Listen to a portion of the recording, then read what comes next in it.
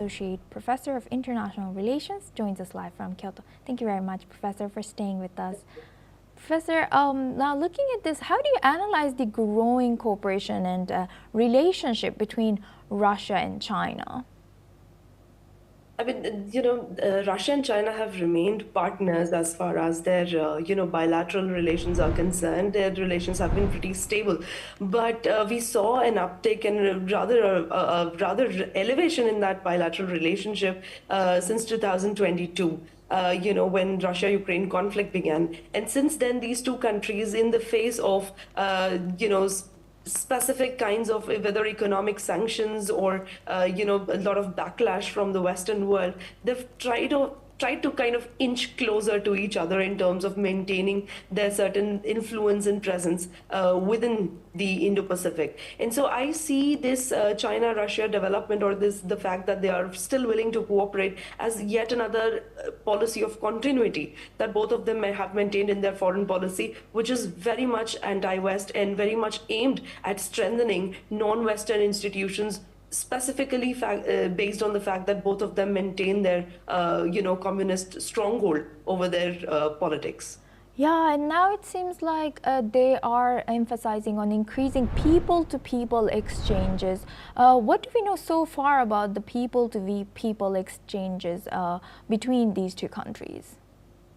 Well, I mean, Russian policy, and I would say it is more on the Russian front. And I mean, in terms of people-to-people exchanges, there are several aspects to it, right? One is the cultural exchange. The other part of it is the educational exchange. And then you have other ideas such as, language exchange, and making sure that both the countries have sort of an understanding, both at a domestic level as well. And there is sort of this cooperation is, in some ways, it's a PR, in some way, of branding of the nation in each other's countries. And China and Russia have maintained that relationship just the way so have India and Russia. But specifically in case of China and Russia, it has become even more important, because remember that these two countries have certain strategic objectives that remain, very much in place and have only strengthened since 2022. And some of them being the fact that they both want to counter the Western hegemony. That's one. Two, both of them would most likely support, and I cannot say if they would intervene, but would most likely support each other's interventionist policies, whether it's about Russia's policy towards Ukraine, or whether it's China's policy towards Taiwan, or surrounding East China Sea dispute or South China Sea disputed territories. We don't see them ever commenting or ever, expressing their displeasure at each other's actions. And the fact that they're willing to extend this to a domestic level and to kind of, attract more youth from each other's countries, be it for education exchange or cultural exchange, just shows that they are looking at this relationship in terms of a very long-term partnership that they can maintain. And then lastly, they both do have a lot of stake when it comes to regional security, because remember, they share the stage, whether it's at the BRICS together with India, or if it's at the SCO. Again, where India is also engaged. So the fact that the BRICS and SCO do remain strong and in some way coherent towards China's vision of Chinese leadership is also in part supported by the fact that Russia is very much there as a strategic partner to China. Yes, indeed. And thank you for bringing that up. The long-term partnership between them, and that they seem to be very confident about the fact that they can maintain this in long term. How do you think this deepening China-Russia cooperation is reshaping global power balances in terms of ongoing tensions with Western nations? Absolutely. I think you highlighted it, you put it better than I could.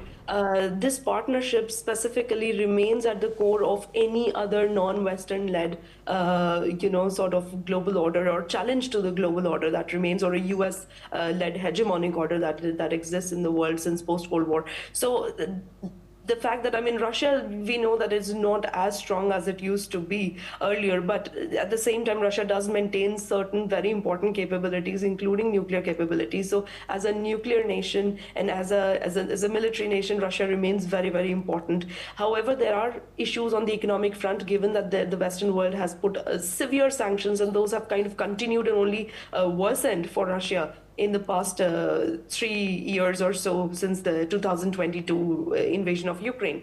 And on part of China, we saw that at least before Trump administration, the rhetoric, at least in the United States, was very, very one-sided in terms of them wanting to counter Chinese influence in the wider Indo-Pacific and even globally, right? And hence we saw many of the Western world countries did not want to join any Chinese-led initiatives, including the Belt and Road initiatives. And there was a lot of caution around, partnering with China beyond pure trade and beyond pure economics. So now the fact that we have Trump administration and we see a lot of weakening of the US influence, I wouldn't say US presence, but definitely weakening of US influence. Also in some way, there's a lot of doubt in a lot of countries in the world with regard to the longer term prospects of a US-led partnership or a relationship in terms of security. China and Russia and their partnership and them coming and pitching themselves as the alternative to that Western hegemonic order definitely does send ripples across, the globe. Plus, we must not forget that both China and Russia are always keen to include India, whether it's in the SCO or whether it's in the BRICS. It's another matter that India wants to maintain its own independent foreign policy. But the fact that these three countries are usually seen together when it comes to voicing any concerns regarding the Western-led hegemonic order does show or does reflect a sort of very monumental change that has occurred geopolitically in the world, specifically when we talk about the liberal international order. Yes, indeed. Thank you for bringing India into the conversation as well. Dr. Chadha, please stay with us as we come back to you. And now we stay on this topic. Russian liquefied natural gas producer Novatek has slashed the prices of its cargoes by 30% to 40% since August to entice Chinese buyers to purchase sanctioned gas from its Arctic LNG 2 project. According to reports, the purchases have provided commercial opportunities for the $21 billion project, which is subject to some of the strictest sanctions imposed by the US and Europe on Russia. At the same time, Washington is seeking to limit oil and gas revenue to the Kremlin as US President Donald Trump increases pressure on Moscow to end its war with Ukraine. The White House has also indicated possible actions against countries that continue to buy Russian energy exports. Now for this discussion, we welcome back Dr. Asta Chadha. She's a Ritsumeikan University Associate Professor of International Relations. Thank you very much, Dr. Asta, for staying with us. Now, as we were just talking about how India is also in their strategic player in between the relationship between China and Russia, how do you think this could affect India now as India continues to buy Russian oil? Well, I mean, if we just roll it back a little bit to 2022, when the rest of the world suddenly got a shock in terms of rising oil prices, and there were sanctions put on Russia by United States, Europe, and a lot of other countries who joined in those sanctions. We do remember there was kind of a crisis, especially energy crisis, and given the fact that winter was coming, even Europe was in some way impacted by it to a larger extent, and they continued their little purchases from Russia, though it was very measured, but it did continue, right? So at that moment, India basically, though not too much in terms of volume, but definitely in terms of percentages that India used to import Russian energy, it did increase to a bit. So did Chinese. And the idea was to reroute this in some way and provide and keep the markets, the energy markets, stable. And that was at some point also acknowledged by United States, stating that it was India that allowed the energy markets to remain stable, right? But then comes the Trump presidency, and then we see that there are very selective in some way very partial and biased tariffs that have been put or were put on India in terms for buying Russian oil, whereas not the same was done for China or any other buyers. So we can probably just put the US tariff issues aside because, those seem to be way more political than having to do anything with US actually wanting to sanction Russia and its economy for the aggression in Ukraine. So it seems more like a US pressure tactic yet again under the Trump presidency, and it's very asymmetric. It is not in proportion to the kind of oil and or energy that any other country is buying. So India was singled out, and we know for a lot of other reasons, including the fact that India did not acknowledge President Trump's role, which, by the way, was not much in terms of negotiating any peace, Yes. in the conflict with Pakistan. That's one. Two, in terms of Chinese, buyers willing to increase their purchases of Russian LNG. I mean, you see, this is a strategic sort of a decision, but also a necessity on both sides. For China, them getting their hands on cheaper energy is very important because China does remain kind of the factory of the world. They need cheap energy, they need cheap gas to continue to function, and for their economy, it's a beneficial.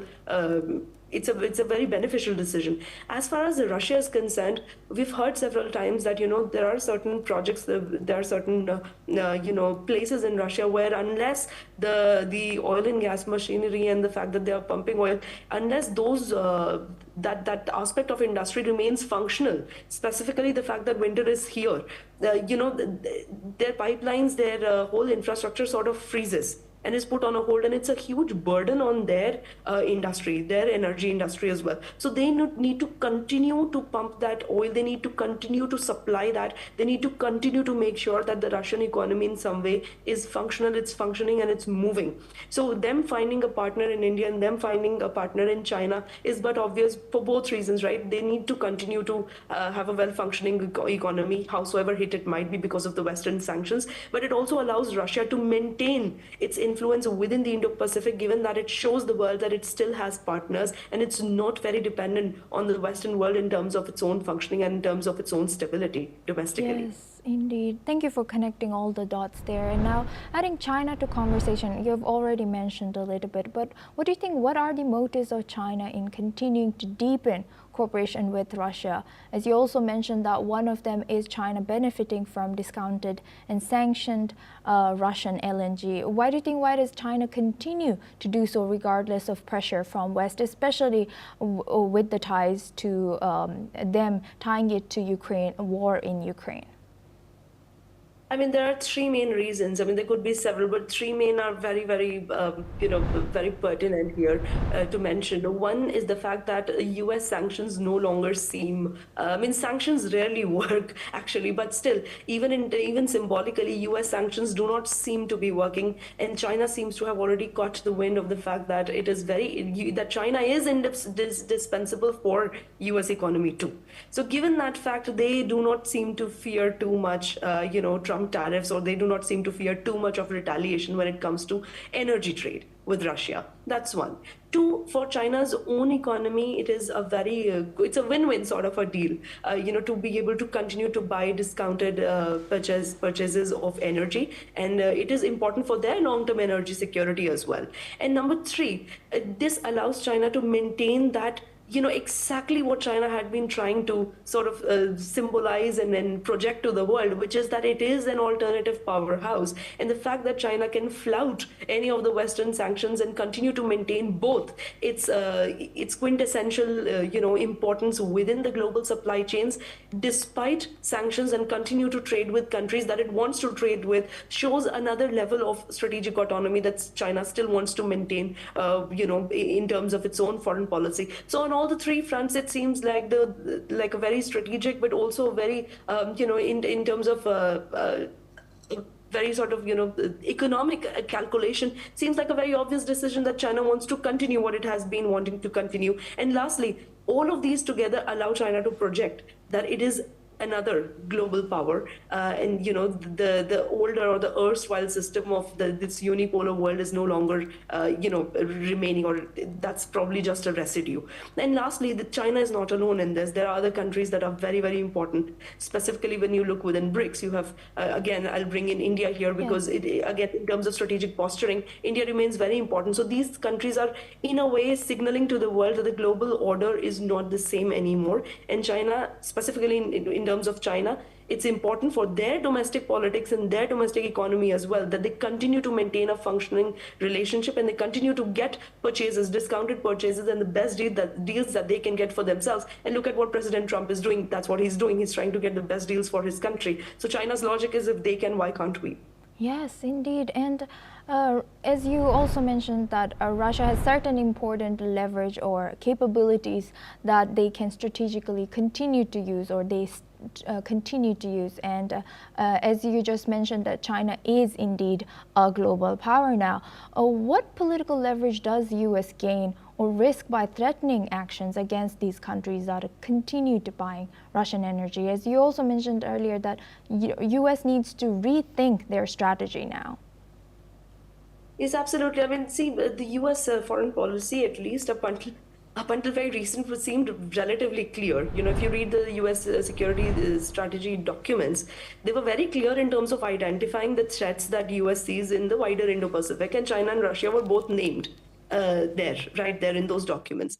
But the fact that under Trump presidency, the very fundamentals of US foreign policy seem to have slightly shifted. It's no longer about strategically countering any other country in terms of its global influence or in terms of it challenging the status quo. The Trump presidency seems to be focusing more on getting the best deals for United States, and in some ways, it's a very short-term vision. It doesn't seem to have a lot of long-term depth in it. But you know, at the same time, most of the countries are going to respond the best for, you know, in terms of what is best for them and for their national interests. And looks like for United States or under Trump presidency, for them, what's more important is to respond to Republicans' weakening position within United States, you know, as we are seeing in the other elections that are happening in the US.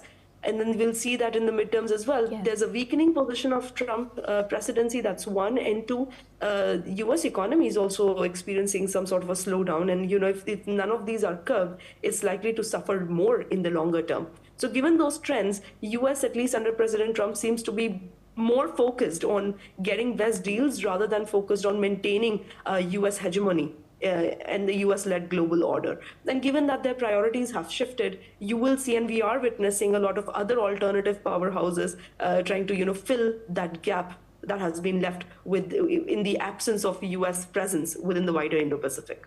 Yes, indeed.